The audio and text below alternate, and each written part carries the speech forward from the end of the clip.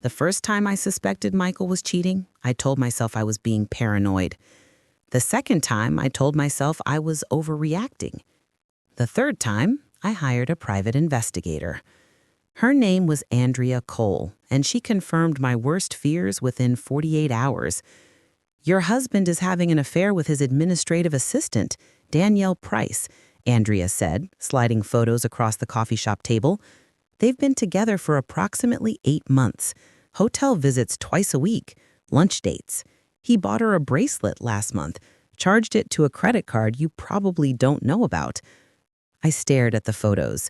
Michael and a blonde woman I'd never met, kissing in a parking garage, holding hands at a restaurant, entering a hotel together. 8 months, while I'd been teaching 5th grade, grading papers, making his favorite dinners, believing we were happy. "What do you want to do?" Andrea asked gently. "I don't know. I need to think." "Catherine, there's something else. Something that concerns me." "What?" "Michael increased your life insurance 6 months ago from $250,000 to $1 million. Did you know about that?" My blood went cold. "No?" "He's the sole beneficiary. And," she hesitated, "I've been doing this a long time. When a spouse has an affair and increases their partner's life insurance without telling them, that's a red flag, a big one." "You think he's planning to kill me?" "I think you should be very, very careful. Document everything. Maybe talk to a lawyer. And, Catherine, don't let him know you suspect anything. Not the affair, and definitely not any suspicions about your safety." I left the coffee shop in a gaze, Andrea's warning echoing in my head. Michael wanted me dead. Maybe. Possibly. Or maybe I was being paranoid. Either way, I needed to be prepared. I didn't confront Michael about the affair. Instead, I started preparing for the worst. First, I made copies of everything: financial records, insurance documents, the photos Andrea had given me. I stored them in a safety deposit box Michael didn't know about. Second, I told my best friend Laura everything. "If something happens to me, anything, go to the police with this information." "Catherine, you're scaring me. Do you really think Michael would hurt you?" "I don't know, but I'd rather be paranoid and alive than trusting and dead." Third, I did something that would ultimately save my life. I signed up for a defensive driving course. Not the basic kind you take to reduce a traffic ticket, an advanced course taught by a former police driving instructor named Marcus Webb. 4 weeks, twice a week, learning skills most people never needed. "Why this course?" Marcus asked the first night. "Most of my students are either professionals, bodyguards, security personnel, or people who just love cars. You don't fit either profile." "I want to be a safer driver," I said, which was true, just not the whole truth. The whole truth was, if Michael was planning to kill me, he'd probably try to make it look like an accident, and car accidents were convenient, common, rarely investigated thoroughly. I was preparing for the worst-case scenario. I just didn't know how soon I'd need those skills. The defensive driving course was intense. We learned emergency braking techniques, how to control a skid, how to handle brake failure, how to escape from dangerous situations, how to use the emergency brake effectively. Most people panic when something goes wrong. They freeze. They forget everything they know. Our goal is to make these responses automatic, muscle memory, so when something bad happens, you react correctly without thinking. We practiced in a controlled environment, a closed course with safety barriers and instructors watching everything. "Catherine, you're a natural," Marcus said, after I successfully navigated a high-speed brake failure scenario. "Most students need multiple attempts to get that right." "Thanks. I'm motivated to learn." "Any particular reason?" "Just want to be prepared for anything."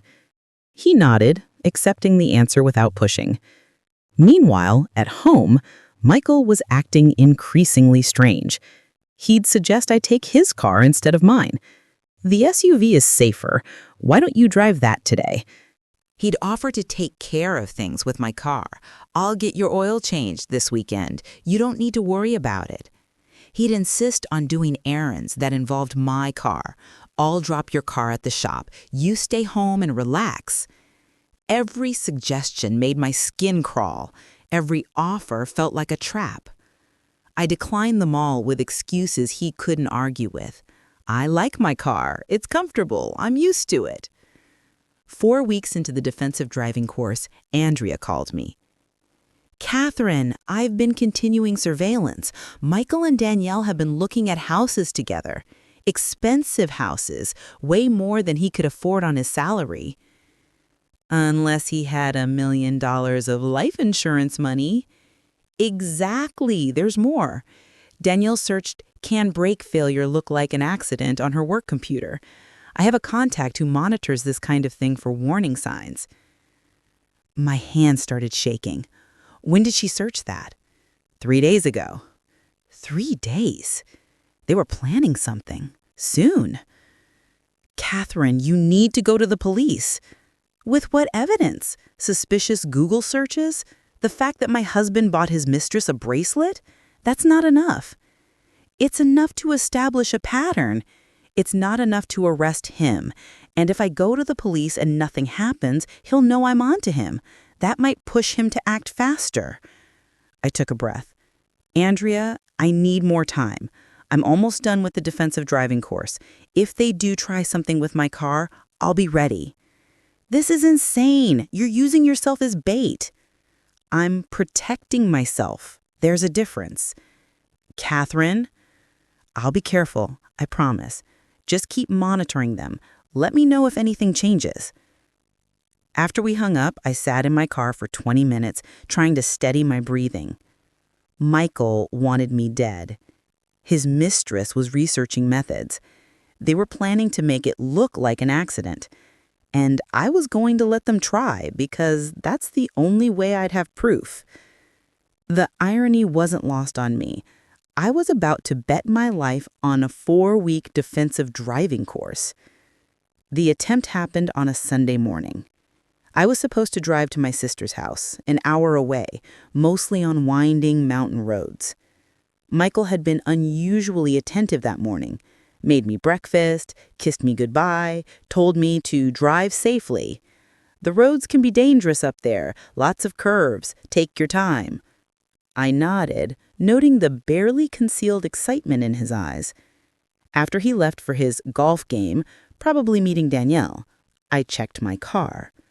Not a thorough inspection, I wasn't a mechanic, but I looked under the hood, around the wheels, everywhere I could access. Everything looked normal. I texted Laura, "Driving to Karen's house. If you don't hear from me in 2 hours, call police." Her response, "This is insane. Please be careful." I got in the car, started the engine, and began the drive. For the first 30 minutes, everything was fine. Normal traffic, normal braking. The car handled exactly as it should. Then I reached the mountain roads. Winding curves, steep drops, the kind of roads that required careful speed management and frequent braking. I touched the brake pedal going into the first curve. Nothing. The pedal went straight to the floor. No resistance, no slowing. My car continued at 50 miles per hour toward a sharp curve with a guardrail that wouldn't stop me and a 200-foot drop beyond it. 4 weeks of training kicked in automatically. Don't panic. Don't freeze. Think. I downshifted quickly, using engine braking to slow the car. Pulled the emergency brake gradually, not at all at once, which would cause the car to spin out, but steadily, progressively. The car began to slow. 35 miles per hour, 30, 25. Still too fast for the curve ahead. I steered into the guardrail deliberately, using the friction to scrub off more speed.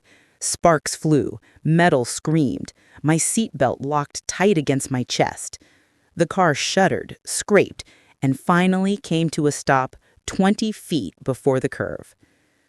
I sat there, hand still gripping the steering wheel, heart pounding so hard I thought it might burst from my chest. I was alive. Marcus's training had saved my life, and now I had proof. I didn't move the car. Instead, I called 911. My brakes failed on Mountain Pass Road. I need police and a tow truck. Are you injured, ma'am? No, but I need the police to inspect my car. I think my brake lines were cut. A pause. Ma'am, did you say cut? Yes, I suspect someone tampered with my vehicle.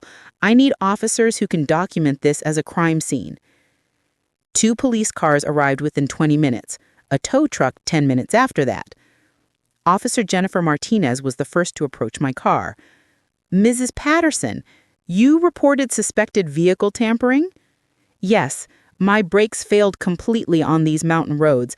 I'd like a mechanic to inspect the brake lines. Why do you think they were tampered with? Because my husband is having an affair, recently increased my life insurance to $1 million without telling me, and his mistress has been searching online about brake failure accidents. Officer Martinez's expression sharpened. That's very specific information. I've been documenting everything. I have a private investigator who's been gathering evidence, and I suspect this brake failure wasn't an accident.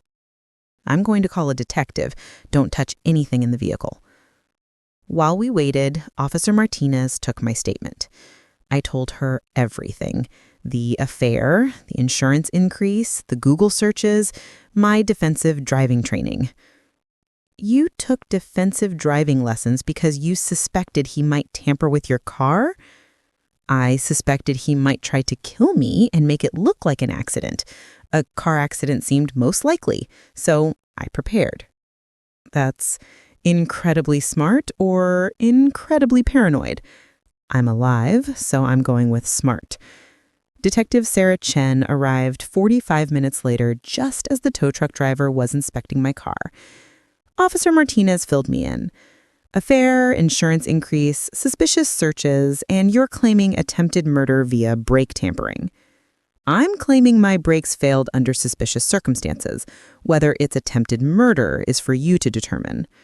Fair enough. Let's see what the mechanic finds. The tow truck driver, who was apparently certified as a mechanic, spent 10 minutes under my car with a flashlight. When he emerged, his face was grim. The brake lines have been cut. Not severed completely, that would have been obvious during the initial inspection, but scored deeply, designed to fail under pressure. After a few miles of mountain driving, they'd give out completely. Detective Chen turned to me. Someone deliberately sabotaged your car to fail on these specific roads. My husband knew I was driving to my sister's today on these roads. He suggested this morning that I should drive safely because the mountain roads are dangerous. That's not proof, but combined with everything else, the affair, the insurance increase, the searches about brake failure accidents. Detective, I'm a 5th grade teacher. I'm not a threat to anyone. The only person who benefits from my death is my husband. Where is your husband now? He said he was going golfing, but I'd bet anything he's with his mistress waiting for news of my accident. Detective Chen made a phone call, spoke quietly for several minutes, then turned back to me. Mrs. Patterson, I'm going to have officers locate your husband. Don't contact him. Don't tell him about the brake failure. We need to see how he reacts. You're going to tell him I'm dead? We're going to tell him there was an accident on Mountain Pass Road involving a vehicle matching your car's description. We'll gauge his response. He's going to pretend to be devastated. Maybe, or maybe he'll slip up. People often do. They set up the scenario carefully. I waited at the police station while 2 officers went to find Michael. According to GPS on his phone, he wasn't at the golf course. He was at Danielle's apartment. Of course he was. Mr. Patterson, I'm Officer Rodriguez. Can we talk to you for a moment? I listened to the recording later, heard Michael's voice confused. What's this about? Sir, there's been an accident. A vehicle matching your wife's car went off Mountain Pass Road. The driver didn't survive. A pause. Then Michael's voice, shaking. What? No, that can't be right. Catherine she was driving to her sister's. I'm very sorry, sir. We need you to come identify the vehicle. Oh my God. Oh my God, I can't believe this. We just had breakfast this morning. She was fine. The car was fine. His performance was Oscar-worthy. Shocked, devastated, disbelieving. But what he didn't do was ask obvious questions like, how did the accident happen? Was she going too fast? Did another car hit her? He just accepted that she'd gone off the road, like he'd been expecting it. Sir, is there anyone who should be notified? Family members? Yes, her sister, Karen. She was supposed to be meeting Catherine. Oh, God. Karen doesn't know yet. We'll handle that. Mr. Patterson, I need to ask, when was the last time you drove your wife's car? A pause. Longer than it should have been. I don't know. A few days ago? Maybe last weekend? Did you notice anything wrong with the vehicle? Unusual sounds, brake issues? No, nothing. Everything was fine.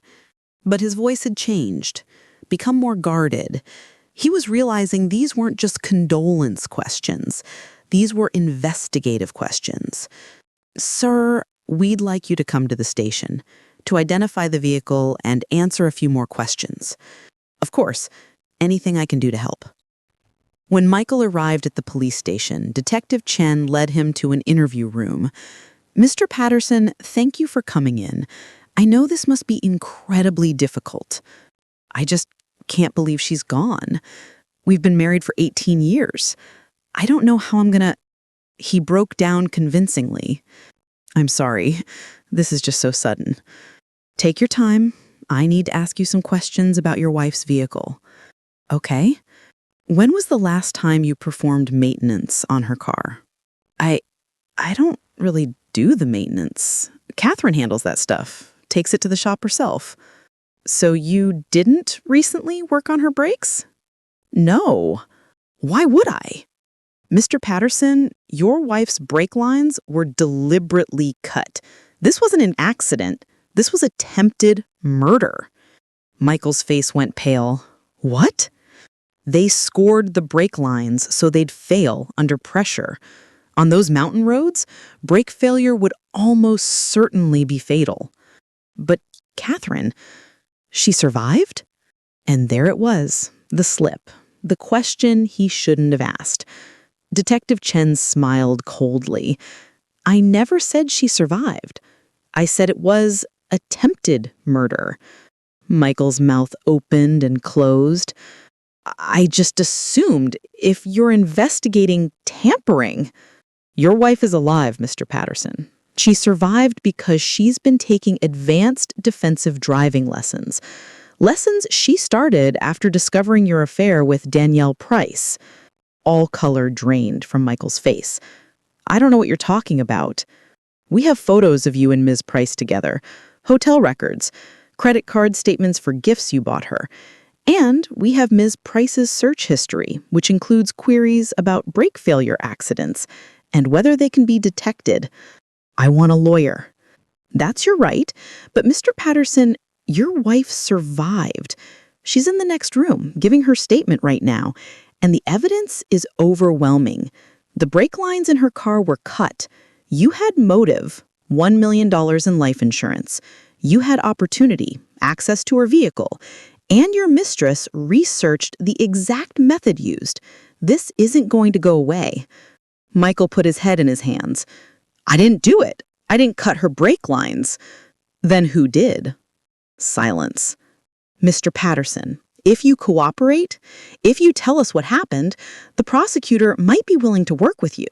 But if you stay silent, if you let your accomplice take you both down, you're looking at attempted murder charges, life in prison. More silence. Then, quietly, it was Danielle's idea. In the next room, I listened to my husband confess. Danielle said we'd never be together unless Catherine was gone. She said divorce would leave me with nothing. Catherine would get the house, half my retirement, alimony. But if Catherine died, we'd have the insurance money. We could start fresh. So you agreed to kill your wife? I didn't think it would work. I thought Catherine would survive, maybe get injured, but not. I didn't think she'd actually die. But you cut the brake lines. Danielle did. She looked up how to do it, said it would look like an accident, said nobody would suspect anything. He was crying now. I didn't want to do it, but Danielle kept pushing, said if I really loved her, I'd do this, and I was weak. I'd let her convince me. When did you cut the lines? Last night, after Catherine went to bed. I went out to the garage and Danielle had given me instructions. Said to score them, not cut them completely, so they'd fail after some driving. And you knew she'd be driving on Mountain Pass Road today. Yes, I suggested that route. Told her to visit her sister. Knew those roads would require a lot of braking. Mr. Patterson, you deliberately sent your wife to what you thought would be her death. I know. God help me, I know. Detective Chen let the silence hang for a moment.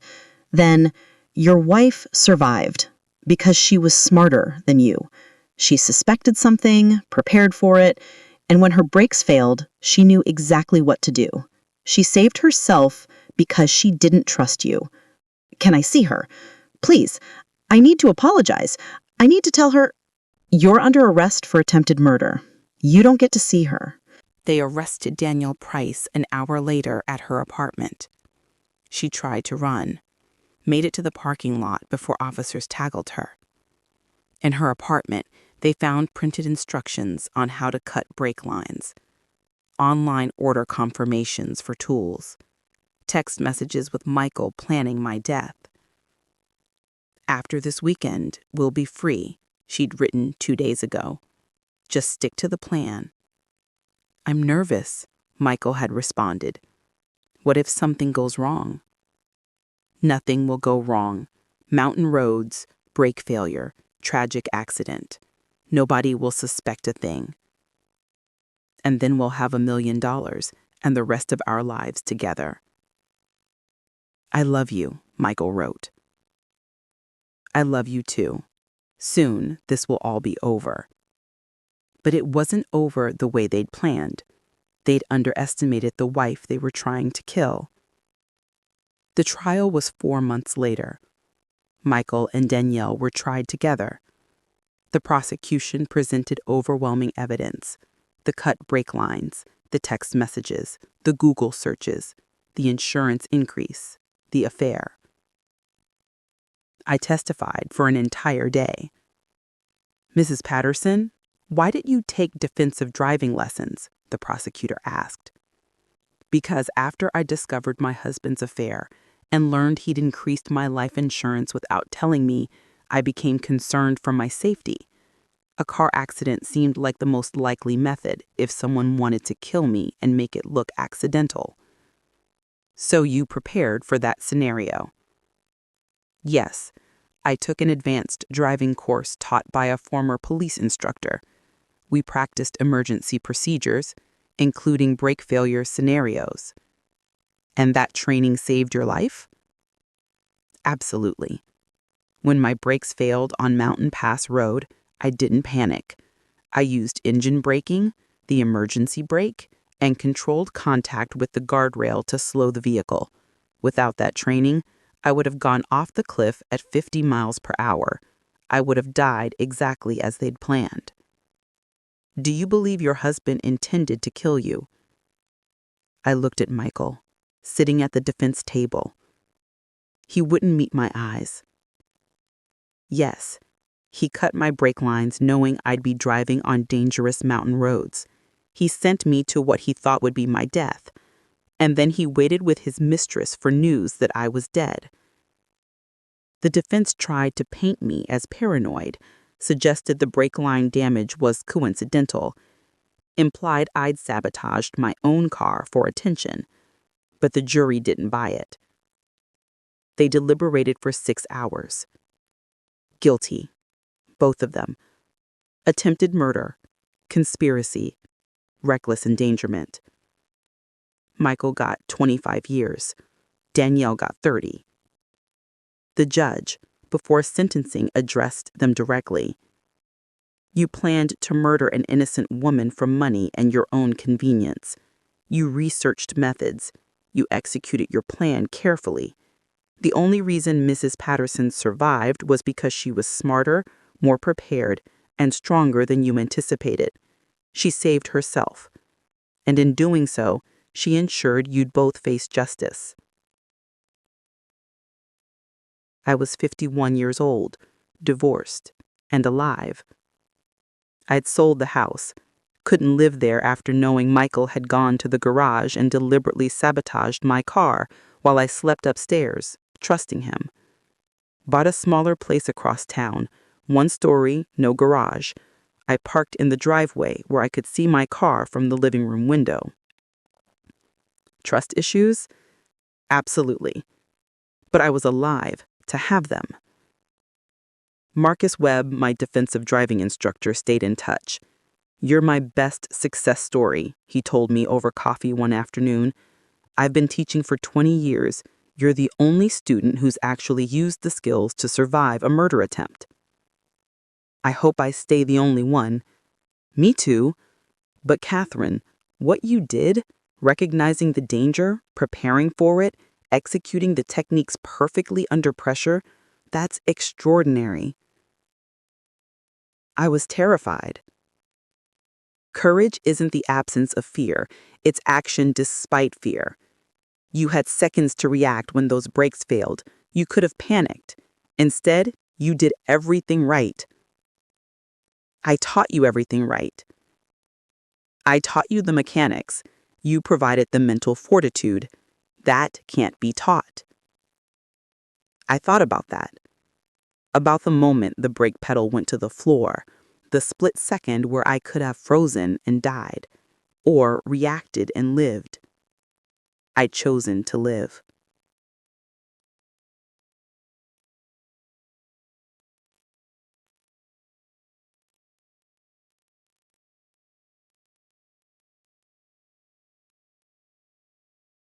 "What are you doing now?" Marcus asked.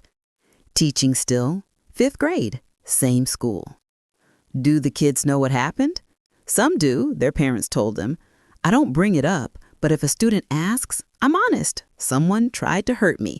I survived because I was prepared. Always be prepared." "Good lesson. The best lesson." Laura convinced me to join a support group for survivors of domestic violence and attempted murder. "You need to talk to people who understand," she said. "I'm not a victim. You're a survivor. There's a difference, and survivors need community." The group met weekly in a church basement. 12 people, all with stories of near death at the hands of people they'd trusted. When it was my turn to share, I told the whole story. The affair, the insurance increase, the defensive driving lessons, the brake failure, the trial. "How did you know to prepare?" someone asked.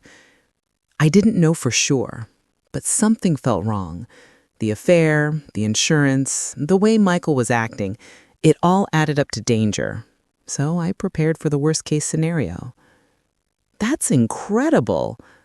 It's survival instinct. Women are taught to ignore our instincts, to not be paranoid or dramatic. But my instincts were screaming that I was in danger. I chose to listen to them. After the meeting, a woman approached me. She was maybe 40, with bruises on her arms she was trying to hide.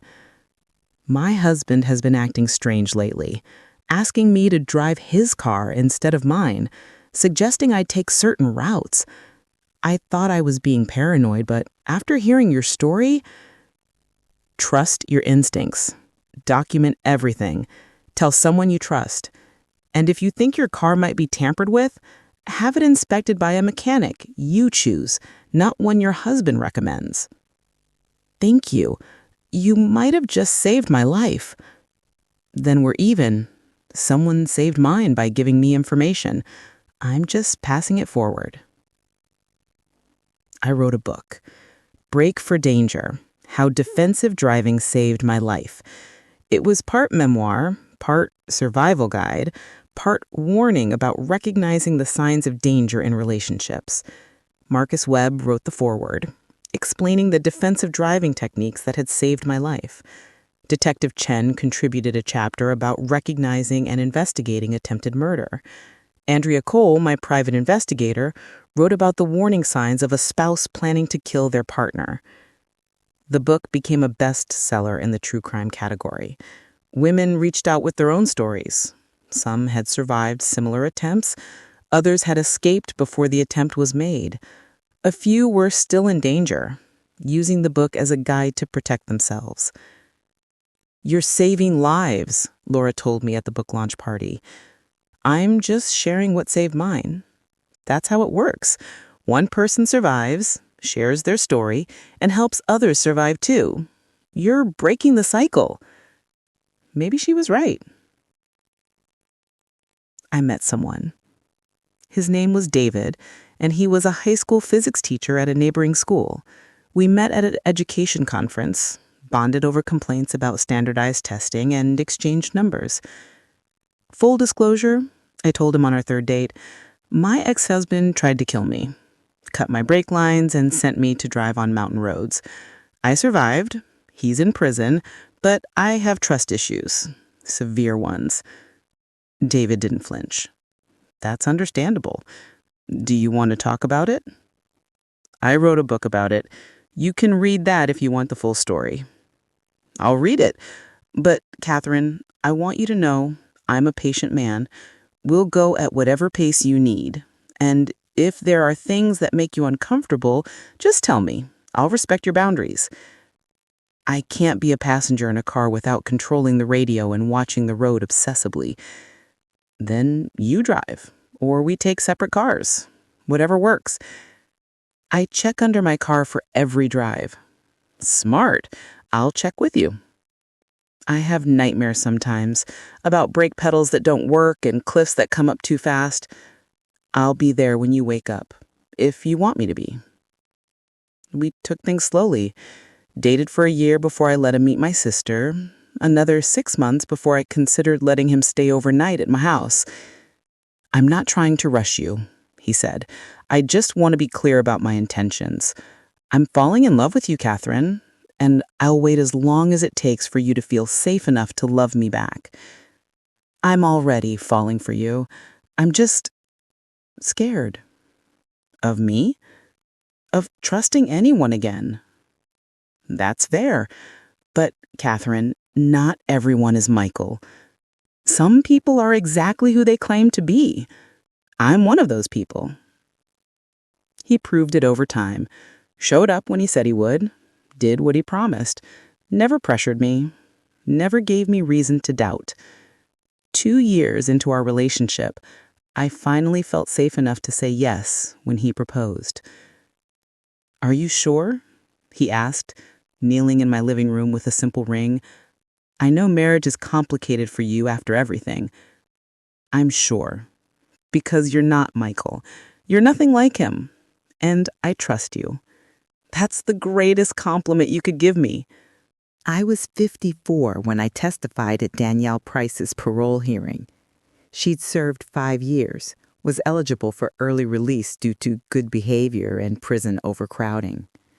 The parole board wanted victim input. "Mrs. Patterson, would you like to make a statement?" I stood, looking at Danielle for the first time since the trial. She'd aged in prison, looked harder, smaller. Danielle Price researched how to kill me. She gave my husband instructions on cutting brake lines. She pushed him to follow through when he hesitated. She planned to collect $1 million from my death and build a life on my grave. I paused. She showed no remorse during the trial, blamed Michael for everything, claimed she was just in love and didn't really mean for me to die. "Do you believe she's been rehabilitated?" "I believe she served 5 years for attempting to murder me. She was sentenced to 30. She should serve all 30. She planned to take my entire life, all my remaining years, all my future experiences, my relationships, my career, everything. 5 years isn't enough payment for that." "Thank you, Mrs. Patterson." The parole board denied Danielle's release. She'd be eligible again in 5 years. Maybe she'd get out eventually, maybe not. Either way, I'd be living my life, teaching, writing, married to a man who loved me and would never hurt me. Driving carefully, always checking my brakes, always trusting my instincts. Michael wrote me letters from prison sometimes. I never opened them. Laura kept them for me in case they ever became relevant for legal reasons, but I didn't need to read his excuses or apologies. He'd made his choice when he went to the garage with tools and instructions from his mistress. I'd made mine when I signed up for that defensive driving course. His choice led to prison. Mine led to survival. On the 5th anniversary of the day my brakes failed, I drove back to Mountain Pass Road. David came with me, not driving. I drove, always, but sitting beside me, a comforting presence. "Are you sure you want to do this?" he asked. "I need to face it." We drove the same route I'd taken that day, same winding curves, same steep drops. When we reached the spot where I scraped the guardrail, where I'd fought to stop the car and survive, I pulled over. The guardrail had been repaired. The gouges from my car were gone, but I remembered exactly where it happened. This is it. This is where I should have died. David took my hand. "But you didn't." "No, I didn't. I looked at the curve, the drop, the beautiful view that could have been the last thing I ever saw. I made split-second decisions. Downshift, emergency brake, controlled contact with the rail, everything Marcus taught me, and it worked." "You saved yourself." "I did. And every day since then has been a gift. A day Michael thought I wouldn't have, a day Danielle thought I wouldn't see. But I'm here. I'm alive, and they're not." We stood there for a while, looking at the mountains and the valley below, breathing the clean air, feeling the sun. "Thank you for coming with me," I said. "Thank you for surviving, for being here, for giving me the chance to love you." We drove home, carefully, always carefully, and I thought about the 5 years I'd lived since the day I should have died. 5 years of teaching students who needed guidance. 5 years of writing books that helped other women survive. 5 years of healing, growing, learning to trust again. 5 years of proving that preparation, instinct, and courage could triumph over even the most carefully planned murder. Michael had cut my brake lines, but I'd cut the cord between myself and death. And in doing so, I'd reclaimed my life. All of it. Forever.